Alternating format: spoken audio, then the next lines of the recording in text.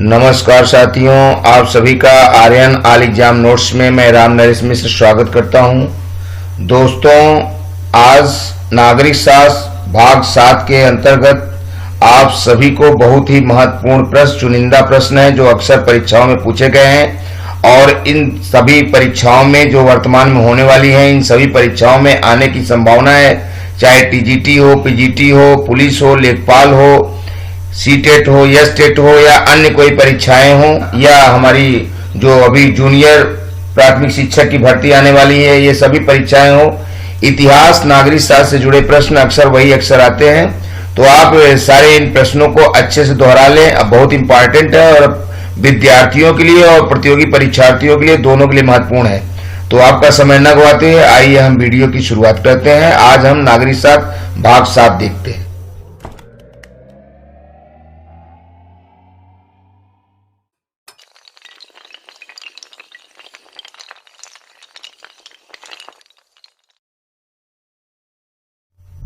दोस्तों, नागरिक शास्त्र हमारे जीवन के लिए और एक राष्ट्र के लिए बहुत ही उपयोगी है। इसलिए नागरिक शास्त्र का अध्ययन करने वालों से ही तमाम तरह की उम्मीदें रखी जाती हैं जो एक आदर्श नागरिक बन सकते हैं। इसी कारण भी इन परीक्षाओं में नागरिक शास्त्र से जुड़े प्रश्न जरूर पूछे जाते हैं।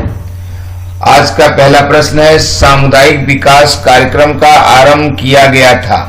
ये कब किया गया था? यहां दिए गए ऑप्शनों में से ऑप्शन बी सही है। सन 1952 ईस्वी में नेहरू का लोकतांत्रिक तरीकों में अटूट विश्वास था और सन 1952 में उन्हीं के पहल पर सामुदायिक विकास कार्यक्रम आरंभ हुआ। सामुदायिक विकास कार्यक्रम का आरंभ इसलिए किया गया था ताकि अधिक नियोजन एवं सामाजिक पुनरुद्धार की राष्ट्रीय योजनाओं के प्रति देश की ग्रामीण जनता में सक्रिय रुचि पैदा की जा सके। प्रश्न 2, धर्मनिरपेक्षता से क्या तात्पर्य है? तो दोस्तों, यहां दिए गए ऑप्शनों में से सही ऑप्शन सी है, राज्य का कोई धर्म न हो। धर्मनिरपेक्षता से यह मतलब है कि राज्य का अपना कोई धर्म नहीं होता और विभिन्न धर्मों से जुड़े लोग उस राज्य में रह सकते हैं और किसी धर्म वाले के साथ कोई भेदभाव नहीं किया जाता है। प्रश्न 3, राष्ट्रीय पार्टी की श्रेणी प्राप्त करने के लिए किसी भारतीय राजनीतिक पार्टी को कम से कम कितने राज्यों से मतों के आधार पर मान्यता प्राप्त करना आवश्यक है? तो यहां दिए गए ऑप्शनों में सही ऑप्शन बी है 4। राष्ट्रीय पार्टी की श्रेणी प्राप्त करने के लिए किसी भारतीय राजनीतिक पार्टी को कम से कम 4 राज्यों में मतों के आधार पर मान्यता प्राप्त करनी आवश्यक है और तभी उसे राष्ट्रीय पार्टी माना जा सकता है। प्रश्न 4, केंद्र राज्य के मध्य शक्तियों का बंटवारा संविधान की किस अनुसूची में दिया गया है? तो यहां दिए गए ऑप्शनों में से सही ऑप्शन बी है 7वीं। केंद्र राज्य के मध्य शक्तियों का बंटवारा संविधान की 7वीं अनुसूची द्वारा किया गया है, जिसमें संघ सूची, राज्य सूची एवं समवर्ती सूची का वर्णन है। संघ सूची में 97 विषय हैं, राज्य सूची में 61 विषय हैं, जबकि समवर्ती सूची में 52 विषय हैं। और ऐसा संविधान के बारे में वर्णन बेयर एक्ट में भी वर्णित किया गया है। प्रश्न 5, भारत में सर्वोच्च न्यायालय के न्यायाधीशों की कुल संख्या मुख्य न्यायाधीश को सम्मिलित करते हुए कितनी निश्चित की गई है? तो यहां दिए गए ऑप्शनों में सही ऑप्शन सी है 31। 1986 के संशोधन अधिनियम द्वारा उच्चतम न्यायालय में एक मुख्य न्यायमूर्ति एवं 25 अन्य न्यायाधीशों का प्रावधान किया गया था, किंतु वर्तमान में अब मुख्य न्यायाधीश सहित कुल 31 न्यायाधीशों को सम्मिलित किया गया है। प्रश्न 6, भारतीय संविधान के किस अनुच्छेद में संविधान संशोधन प्रक्रिया उल्लेखित है? तो यहां दिए गए ऑप्शनों में से सही ऑप्शन बी है 368। अनुच्छेद 368 में कहा गया है कि इस संविधान में किसी बात के होते हुए भी संसद अपनी संविधायिक शक्ति का प्रयोग करते हुए इस संविधान के किसी भी उपबंध का परिवर्तन या निरसन के रूप में संशोधन इस अनुच्छेद में अधिकृत प्रक्रिया के अनुसार कर सकेगी। प्रश्न 7, निम्नलिखित युग्मों में से कौन सा युग्म सही सुमेलित नहीं है? ऑप्शन ए है भारत संघात्मक, ऑप्शन बी है ऑस्ट्रेलिया संघात्मक, ऑप्शन सी है अमेरिका संघात्मक और ऑप्शन डी है ब्रिटेन संघात्मक। तो यहाँ जो युग्म दिए गए हैं उनमें से कौन सा युग्म ऐसा है जो सुमेलित नहीं है अर्थात सही नहीं है?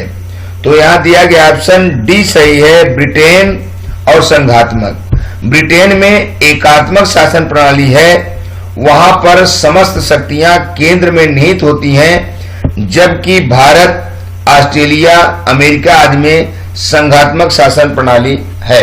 इस तरह ऑप्शन डी गलत युग्म है।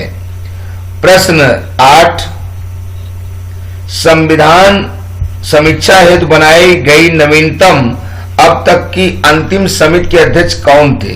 तो यहां दिए गए ऑप्शनों में से सही ऑप्शन बी है, जस्टिस वेंकट चलैया। संविधान समीक्षा हेतु बनाई गई नवीनतम अब तक की अंतिम समिति के रूप में अध्यक्ष जस्टिस वेंकट चलैया को माना जाता है। प्रश्न 9, लक्षद्वीप की राजधानी का नाम क्या है? तो यहां दिए गए ऑप्शनों में से सही ऑप्शन इसमें से डी है, इनमें से कोई नहीं, क्योंकि यहां आप जानते हैं कि लक्षद्वीप की राजधानी कावारत्ती है और यहां ऑप्शनों में कावारत्ती कहीं भी नहीं दिया है, इसलिए यहां ऑप्शन डी सही है। पोर्ट ब्लेयर अंडमान निकोबार की राजधानी है और एंजल मिजोरम की राजधानी है। प्रश्न 10, लोकपाल विधेयक बिल अपने देश में कब पारित हुआ था? तो यहां दिए गए ऑप्शनों में से सही ऑप्शन सी है, 1990 ईस्वी में। लोकपाल विधेयक बिल अपने देश में 1990 ईस्वी में पारित किया गया था। प्रश्न 11, प्रजातांत्रिक समाजवाद की अवधारणा को किसने विकसित किया था? तो यहां दिए गए ऑप्शनों में से सही ऑप्शन सी है, जवाहरलाल नेहरू ने। पंडित जवाहरलाल नेहरू प्रजातांत्रिक समाजवाद के समर्थक थे। वे मानते थे कि विश्व की समस्याओं के समाधान का मार्ग समाजवाद है। समाजवाद के प्रति उनका रुझान काफी पुराना था। 1929 में लाहौर कांग्रेस अधिवेशन में उन्होंने कहा कि मैं एक समाजवादी हूं, अर्थात वे अपने आप को समाजवाद से जोड़ के रखते थे। प्रश्न 12, लोकतंत्र की सफलता के लिए कौन सी दलीय प्रणाली सर्वाधिक उपयुक्त है? तो यहां दिए गए ऑप्शनों में से सही ऑप्शन बी है, द्विदलीय। लोकतंत्र की सफलता के लिए द्विदलीय प्रणाली सबसे उपयुक्त मानी जाती है, क्योंकि इससे शासन में स्थायित्व रहता है, वैकल्पिक सरकार बनाने का भी विकल्प रहता है। ब्रिटेन एवं अमेरिका में द्विदलीय प्रणाली के बजट से लोकतंत्र विकसित हो सका है। इस तरह से लोकतंत्र के लिए वास्तविक उपयुक्त प्रणाली द्विदलीय ही है। हालांकि भारत में बहुदलीय प्रणाली है, यहां कितने भी दल हो सकते हैं। प्रश्न 13, संयुक्त राष्ट्र संघ का सचिवालय कहां स्थित है? तो यहां दिए गए ऑप्शनों में से सही ऑप्शन बी है, न्यूयॉर्क में।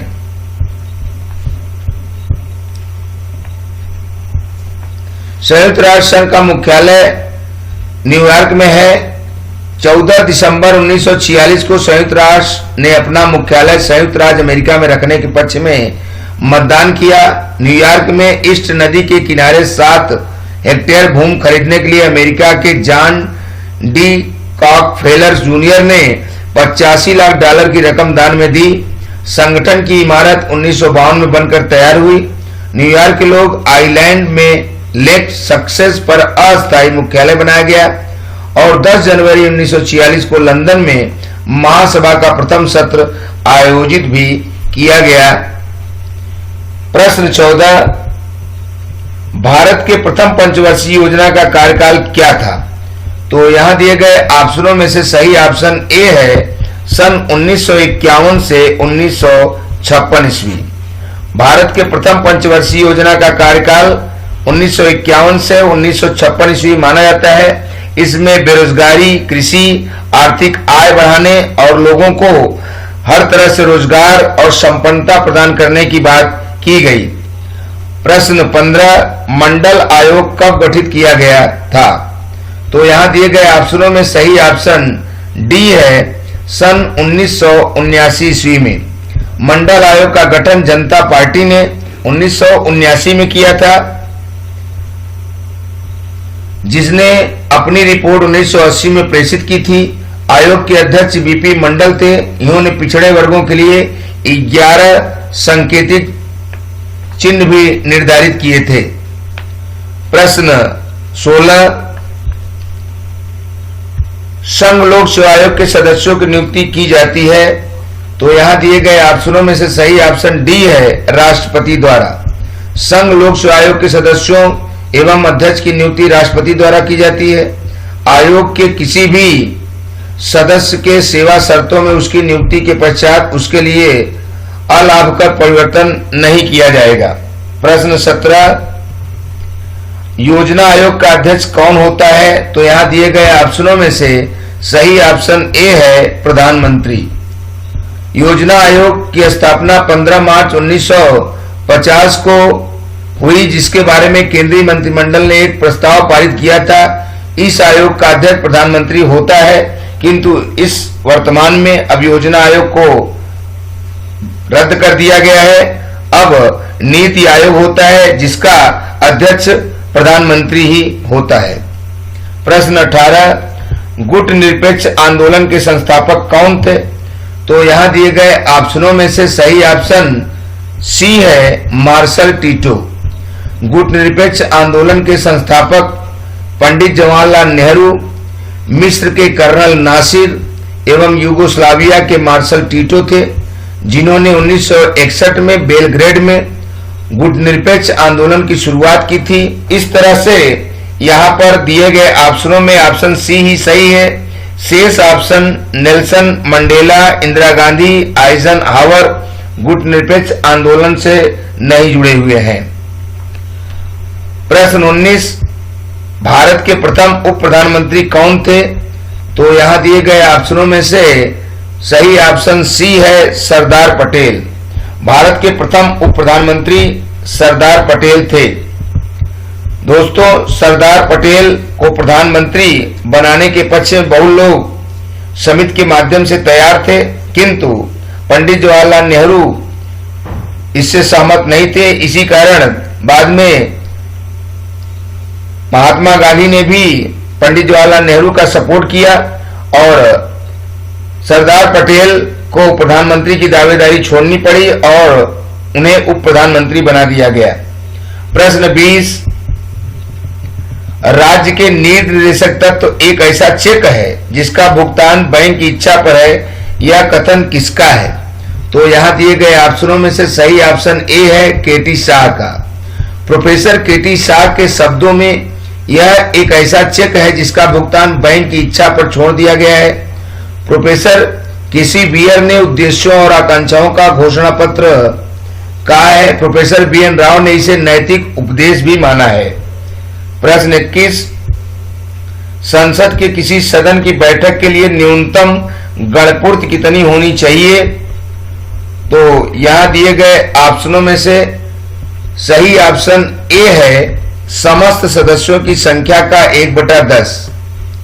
अनुच्छेद 100 के 3 के अनुसार जब तक संसद विधि द्वारा अन्यथा उपबंध न करे तब तक संसद के प्रत्येक सदन का अधिवेशन गठित करने के लिए गणपूर्ति सदन के सदस्यों की कुल संख्या का 10वां भाग होगा। प्रश्न 22, आधुनिक राजनीतिक सिद्धांत के प्रमुख समर्थक कौन हैं? तो यहां दिए गए ऑप्शनों में से सही ऑप्शन डी है, उपर्युक्त सभी। दोस्तों, यहां दिए गए ऑप्शनों में option A Charles Merriam, option B David Easton और ऑप्शन सी हेराल्ड लासवेल, ये तीनों ही विद्वान आधुनिक राजनीतिक सिद्धांत के प्रमुख समर्थक माने जाते हैं। प्रश्न 23, मनुष्य स्वतंत्र पैदा हुआ है किंतु सर्वत्र जंजीरों से जकड़ा हुआ है, यह कथन किसका है? तो यहां दिए गए ऑप्शनों में से ऑप्शन सी सही है, रूसो का। जीन जैक्स रूसो के अनुसार मनुष्य स्वतंत्र पैदा हुआ है किंतु सर्वत्र जंजीरों से जकड़ा हुआ है, अर्थात मनुष्य कहने को तो स्वतंत्र है किंतु सामाजिक बंधनों में इतना बंधा है कि उसे यह माना जाता है कि वह स्वतंत्र पैदा है किंतु वह सर्वत्र जंजीर से जकड़ा है। प्रश्न 24, अंतर्राष्ट्रीय न्यायालय कहाँ स्थित है? तो यहाँ दिए गए ऑप्शनों में से सही ऑप्शन डी है, हेग में। अंतर्राष्ट्रीय न्यायालय संयुक्त राष्ट्र संघ का प्रमुख न्यायिक अंग है। इसका मुख्यालय दी हेग जो कि नीदरलैंड में स्थित है। इसकी स्थापना 26 जून 1946 को सैन फ्रांसिस्को में हस्ताक्षरित विधेयक के अनुरूप हुई थी, जो संयुक्त राष्ट्र चार्टर का ही एक अभिन्न भाग है। प्रश्न 25, संयुक्त राष्ट्र संघ की सुरक्षा परिषद में अस्थायी सदस्यों की कुल संख्या कितनी है? तो यहाँ दिए गए ऑप्शनों में से ऑप्शन ए सही है, 5। संयुक्त राष्ट्र संघ के सुरक्षा परिषद की कुल सदस्य संख्या तो 15 है। इनमें 5 अस्थायी तथा 10 अस्थायी सदस्य होते हैं। अस्थायी सदस्यों में ब्रिटेन, फ्रांस, अमेरिका, रूस एवं चीन शामिल हैं। प्रश्न 26, भारतीय संविधान के किस अनुच्छेद का संबंध वित्त विधेयक से है? तो यहाँ दिए गए ऑप्शनों में से सही ऑप्शन सी है, 109। संविधान के अनुच्छेद 109 में धन विधेयक के संबंध में विशेष प्रक्रिया का प्रावधान किया गया है। प्रश्न 27, संविधान निर्मात्री परिषद के वैधानिक परामर्शदाता कौन थे? तो यहाँ दिए गए ऑप्शनों में से ऑप्शन सी सही है, बीएन राव। संविधान निर्मात्री सभा में बीएन राव विधिक सलाहकार थे। अंबेडकर प्रारूप समिति के अध्यक्ष थे। राजेंद्र प्रसाद निगम समिति के अध्यक्ष थे एवं सरदार वल्लभ भाई पटेल मूलाधिकार समिति के अध्यक्ष थे। प्रश्न 28, भारतीय संविधान में अनुच्छेदों की संख्या कितनी है? तो यहाँ दिए गए ऑप्शनों में से सही ऑप्शन डी है, 395। भारतीय संविधान के कुल 395 अनुच्छेद एवं 12 अनुसूचियां एवं 10 परिशिष्ट शामिल हैं। प्रश्न 29, न्यायिक पुनरावलोकन का सिद्धांत भारत ने किस देश के संविधान से ग्रहण किया है?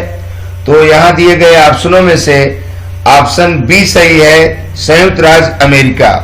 न्यायिक पुनरावलोकन का सिद्धांत भारत ने संयुक्त राज्य अमेरिका से ग्रहण किया है। इस तरह से उच्चतम न्यायालय को यह अधिकार है कि वह अपने आदेशों का अवलोकन कर सकता है और अपने द्वारा दिए गए आदेश को परिवर्तित भी कर सकता है।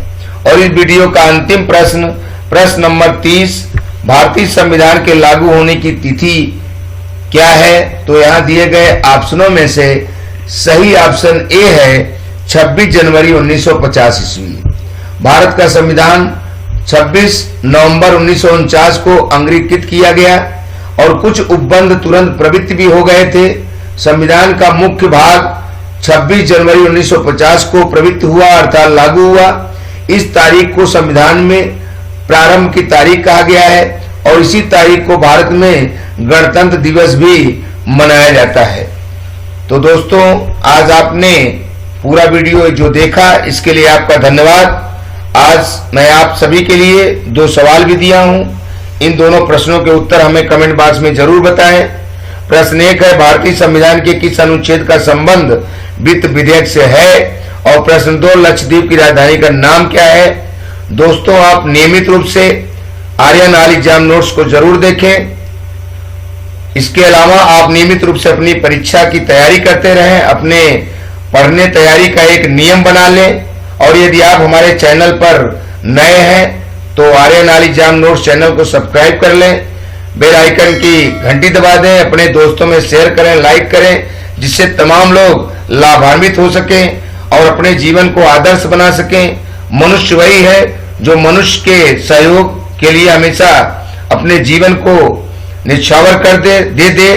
तो आप सभी को मैं निःशुल्क वीडियो उपलब्ध करा रहा हूं, तो आप इसे जरूर देखें। और ये वीडियो प्रतियोगी परीक्षार्थियों और विद्यार्थियों सभी के लिए महत्वपूर्ण है और नियमित रूप से आपके लिए भेजे जा रहे हैं। तो आप इन्हें अवश्य देखें और अपनी परीक्षा की तैयारी करें। कल आपको इतिहास, भाग 8 प्रेषित किया जाएगा। आप इसे नियमित रूप से देखिए, जो कि आपके लिए बहुत महत्वपूर्ण है। शुक्रिया, थैंक यू, धन्यवाद।